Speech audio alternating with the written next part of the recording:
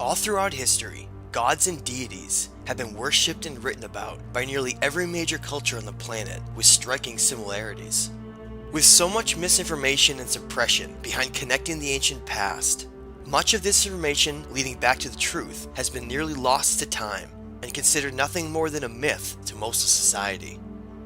The most important fact to understand when connecting and deciphering the events of the past correctly is that history has been written by the victors and often does not accurately reflect the events that really occurred. This shocking realization means that much of what we've been told regarding the ancient past and what we think is just a myth is not based on facts and is heavily biased and controlled. This control of historical events has polluted our understanding of who these gods really are and how they were all connected in shaping our collective reality. Earth is merely one of the billions of other habitable planets in our Milky Way galaxy alone that would outnumber every grain of sand on all the beaches of Earth. The greatest challenge we face is through systemic ignorance and a lack of awareness of everything that exists around us. This manufactured perception blinds us from asking the important questions about our origins and how ancient civilizations of the past possess such vast knowledge and sophistication. So who really were these gods of ancient history? And what evidence is there that proves that they are real and more than just a myth? To find out the truth, we have to go back to the beginning, to the unaltered and unpolluted view of our ancient history. Following this breadcrumb trail leads us back to ancient Iraq, to one of the first developed human civilizations on Earth, known as the Sumerians. The Sumerians represent the first civilization to develop advanced writing techniques, as well as tracking events and chronicling our ancient history.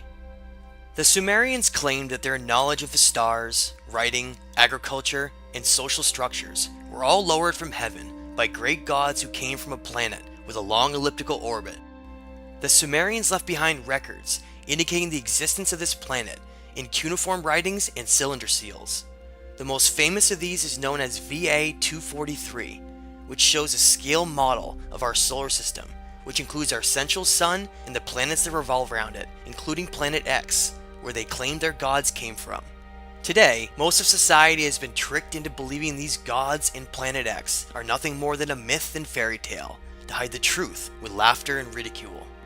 This clever tactic has hidden the real version of history and our origins for generations, until over time it has been nearly lost forever. It's time for humanity to awaken from its amnesia of all of this happened before us. The Sumerians called their gods the Anunnaki, which meant those who from heaven to earth came. The Sumerians wrote in detail about both who the Anunnaki were and the events that led to their arrival on Earth hundreds of thousands of years ago from Planet X. In these early cuneiform writings, such as the Atrahasis, we learn about two brothers known as Enki and Enlil, who bitterly fight over the direction of humanity, and provides details of the disasters caused by the crossing of Planet X. Much of the turmoil revolves around these two rival families and how this mysterious planet has shaped our story. Enki was a brilliant scientist and was known as the great magician and geneticist of the Anunnaki family. His symbol was represented as a dragon and serpent, and was shown through the modern medical caduceus symbol. The name En means Lord, with Ki being the original name of our planet before it was called Earth, which was later renamed for this great being Ea, a previous name of Enki. Enki's half-brother Enlil, known as the Lord of the Air or Sky, and represented by the eagle and bull, was a polar opposite of his brother. His values revolved around a military and highly disciplined mentality, whose interests solely lie in the preservation and future of the Empire of Anu. All of the Anunnaki are named after this king of the gods, who believes that he rules over Earth. The oldest and most important of these Sumerian writings is known as the Enuma Elish, which is a cuneiform tablet that speaks about our origin story and the devastation in our solar system long ago in the past. Found in 1849 in what is now the area of Mosul, Iraq, the Enuma Elish may be one of the most important pieces of writing in human history for the unaltered and extensive information given for the events of the ancient past. The Enuma Elish contains 7 tablets, with the first 5 describing the turbulent celestial events that happened long ago when these Anunnaki royal gods acted out roles as the planets of our solar system, like a grand play, with Marduk being represented as the planet X, known to the Sumerians as Nibiru, with Enlil represented as Jupiter. Reading from an excerpt from Tablet 6 of the Enuma Elish, it states, "They bound him, holding him before Enki. They inflicted the penalty on him and severed his blood vessels. From his blood he, Enki, created mankind, on whom he imposed the service of the gods and set the gods free. After the wise Enki had created mankind and had imposed the service of the gods upon them, the task is beyond comprehension. The gods were then divided, all of the Anunnaki into upper and lower groups. He assigned 300 in the heavens to guard the decrees of Anu, and appointed them as guard." Enlil has always hated humanity and called them the beasts, referencing their primitive nature and compared to their DNA. These brothers were given ownership and responsibility over planet Earth and deemed themselves gods of everything beneath them. Most of our story, and the extensive conflict throughout humanity, all stems from the jealousy that arose between Enlil and his sons over the gifts within the human genome that were instilled secretly by using Enki's own DNA himself. We learned in the Enuma Elish in Atrahasis that the Anunnaki created humanity to ease the workload of the Igigi, the workforce of the royal family, and to jumpstart the genetics of the Neanderthal with their own DNA to toil in the Absu, which we know is South Africa. Today, thousands if not millions of ancient mining sites, dating to over 100,000 years old, utilizing advanced smelting techniques, have been found all over the region. This is the ancient reason why we still value gold nearly above all else, and is part of our long history of slavery on the planet. We are now just waking up to the truth of all of this. The original purpose behind the creation of Homo sapiens, through the eyes of Enlil, was to become a simple slave race, with only enough intelligence to comprehend basic orders. Even the idea of giving humans more intelligence through splicing their own Anunnaki DNA greatly angered Enlil, and he fiercely opposed it. Unbeknownst to Enlil, his half-brother Enki ended up secretly designing a model of Homo sapien that was far too intelligent and possessed large amounts of Anunnaki DNA that could even rival their greatness as a species. Enki felt great responsibility and compassion for his creation, and endowed Homo sapiens with an advanced brain and higher consciousness, with chakra centers of energy that could be manipulated from a distance in the future in case humanity became enslaved by ideas.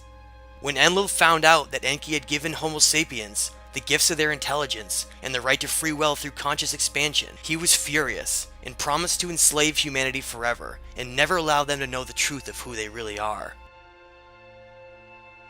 Much of the current reality stems from the promise that has always been kept, and is the purpose behind the inversion of so many meanings that lead back to the truth, such as the demonization of the snake, Enki's symbol. This realization of reality can be uncomfortable to accept, but necessary for growth and perspective.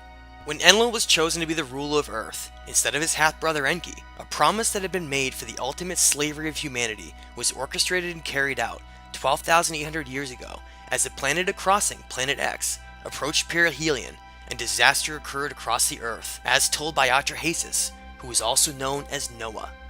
This represented the great reset button of humanity, and just the calamity needed by Enlil to permanently enslave humanity by tricking them through the conditioning of certain ideas and laws, so that society would unknowingly give all of their energy away to these gods.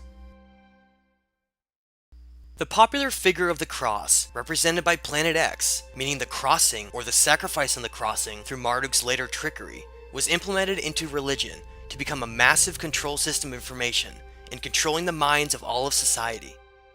A profound quote to explain this deception and control by Enlil, Ninurta, and Marduk on humanity comes from Barbara Marciniak, which states, "The ultimate tyranny in a society is not controlled by martial law, but controlled by the psychological manipulation of consciousness, through which reality is defined so that those who exist within it do not even realize they are in prison."